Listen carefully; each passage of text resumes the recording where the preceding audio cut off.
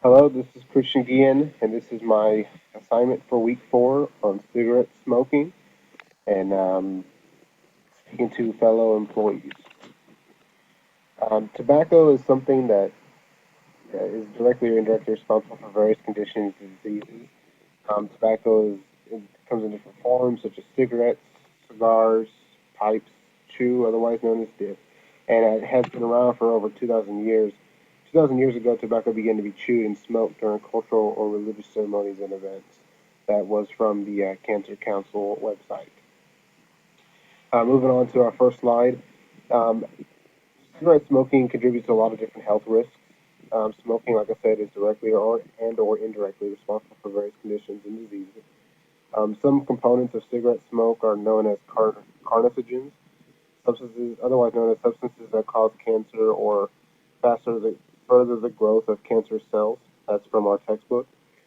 Cigarette smoke contains over 7,000 chemicals. Smoking is directly responsible for approximately 90% of lung cancer deaths and approximately 80 to 90% of COPD deaths. As you can see from the slide, COPD is known as chronic obstructive pulmonary disease, and certain things that are contributed of that are chronic bronchitis, emphysema. It also increases your risk of heart attacks, and as we can see, 90% of um, lung cancer deaths are related to smoking.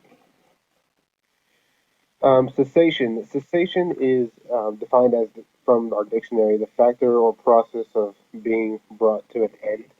So, smoking cessation meaning bringing smoking to an end. There are multiple different cessation aids, such as nicotine gum, transdermal patches, Nicotrol, which is a nicotine inhaler, and these are a couple of these I'll further discuss a little bit later in the PowerPoint presentation. Benefits of cessation: improved blood pressure, lower chances of heart attack greatly, healthier oxygen levels, both blood oxygen and decreased carbon monoxide.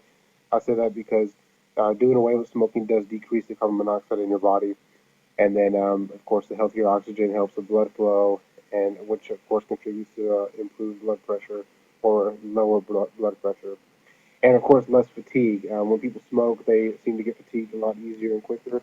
But when you decide to quit and do not smoke any longer, it does lessen that fatigue risk and helps you get out there and exercise a little bit more. The benefits of having a smoke-free environment for our fellow employees here is that there's no exposure to secondhand smoke. If none of us smoke here, we won't be exposed to this. And this is very important because research shows that non-smokers living with smokers have a 20% higher mortality rate than do non-smokers living with non-smokers. So in other words, that kind of contributes to this is in the employment atmosphere. Non-smokers working with non-smokers are reducing that higher risk of mortality due to people that are around a lot of smoking atmospheres. A better presentation or better presence. If you're in a non-smoking atmosphere, if you don't smoke, whenever you meet clients and come to work and see people and deal with people, you don't smell like the smoke and you have a better presentation. Of course, you're here to contribute and present the company, and decreased chance of mortality, as I kind of touched on the first point here of the no exposure to secondhand smoke. Lower medical costs for the company. What does that mean? That means that if we have people that are not smokers, it lowers the medical costs for the company as far as health insurance. People that don't smoke spend less money on health related issues, and then reduced chances of absent employees.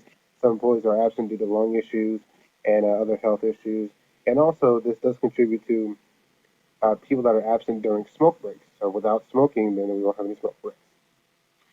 Behavior change theories are a few of them: stages of change, pre-contemplation, contemplation, preparation, action, maintenance, and termination. And in the health belief model, threat, actions, and barriers. The health belief model, to recommend, adapt to the recommended behavior, threat of disease, and benefits of action must outweigh barriers to action. And then your social cognitive theory, relationships, environment, personal factors. Health behavior changes as a result of relationships among environment, personal factors, and attributes of behavior. And so, of course, with understanding these, you can understand how to make a behavior change.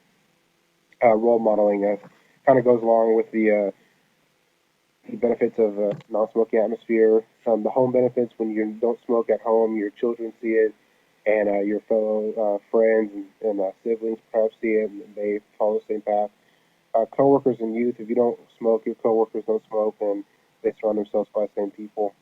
And of course, to those people that are visiting the company as young employers and young kids, will also see a non-smoking atmosphere. And of course, you're representing the company. Here's the stages of change and some ways to further to help you move on to the next stage. Pre-contemplation. I think the need to change and why you should, and people telling you why you should, would help you, and just set a date. Uh, Contemplation. Further feedback on why a change should be made would help move on to the next stage. And a way to help you with this is to begin and stop before the set date of quitting. So you set a date, and now start to begin and stop. Preparation. Write down goals to be accomplished. Take everything step by step. Action. Surrounding yourself by people striving to achieve the same goal. If you surround yourself by non-smokers, then you'll ultimately feel the need to not smoke.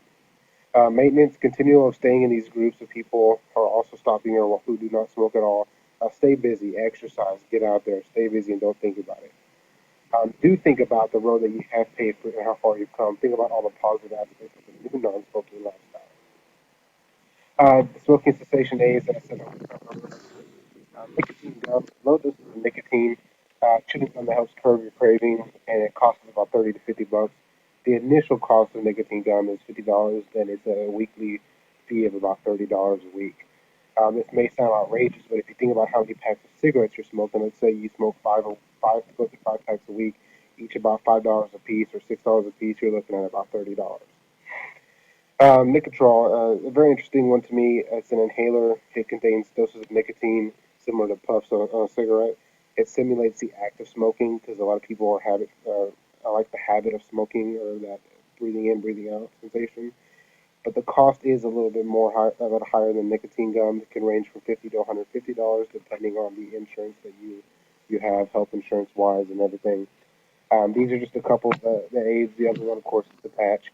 And the gum, chewing gum helps curb the craving. Some people chew gum, regular gum, whenever they're not trying not to smoke because it helps curb that craving for chewing or for smoking a cigarette.